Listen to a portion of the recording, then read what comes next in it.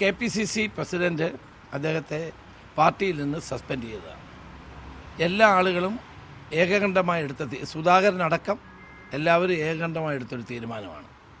അപ്പോൾ അത് പുനഃപരിശോധിക്കേണ്ടത് KPCC ആണ്, KPCC പ്രസിഡന്റാണ്. അപ്പം അതുകൊണ്ട് തന്നെ നടപടി നേരിടുന്ന ഒരു വ്യക്തിയാണ് അദ്ദേഹം. എങ്ങനെ പരിപാടി പങ്കെടുത്തു എന്ന് എനിക്കറിയില്ല.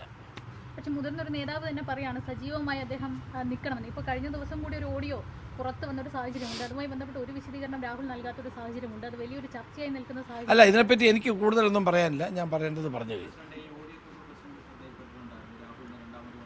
ഇല്ല, എനിക്ക് കാണാൻ പറ്റിയില്ല. ഇതൊന്നും കാണേണ്ട ഏർപ്പാടൊന്നും അല്ലല്ലോ.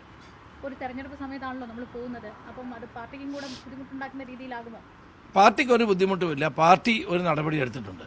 ഞാൻ ചോദിക്കട്ടെ, ഈ സ്വർണ്ണക്കൊള്ള നടത്തിയ പത്മകുമാറിൻ്റെയും പിന്നെ വാസുവിൻ്റെയും പേരിലൊന്നും നടപടി എടുത്തില്ലല്ലോ. MV ഗോവിന്ദൻ എന്തുകൊണ്ടാണ് നടപടി എടുക്കാത്തത്? കാരണം പത്മകുമാർ വളരെ കാര്യങ്ങൾ തുറന്നു പറയുന്നുള്ളത് കൊണ്ട് പേടിച്ചാണ്. MV ഗോവിന്ദൻ നടപടി എടുക്കാത്തത് പത്മകുമാറിനെയും വാസുവിനെയും പേടിച്ചാണ്. ധൈര്യമുണ്ടോ MV ഗോവിന്ദൻ പത്മകുമാറിൻ്റെയും വാസുവിൻ്റെയും പേരിൽ നടപടിയെടുക്കാൻ?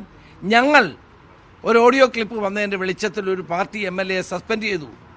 ആ ധൈര്യത്തിൻ്റെ ഒരു അംശം പിണറായി വിജയന് കാണിക്കാൻ കഴിയുമോ? MV ഗോവിന്ദന് കാണിക്കാൻ കഴിയുമോ? നിങ്ങളെന്താ അത് ചോദിക്കാത്തത്? ദൈവതുല്യം പിണറായി ആയിരിക്കും, കാരണഭൂതനാണല്ലോ.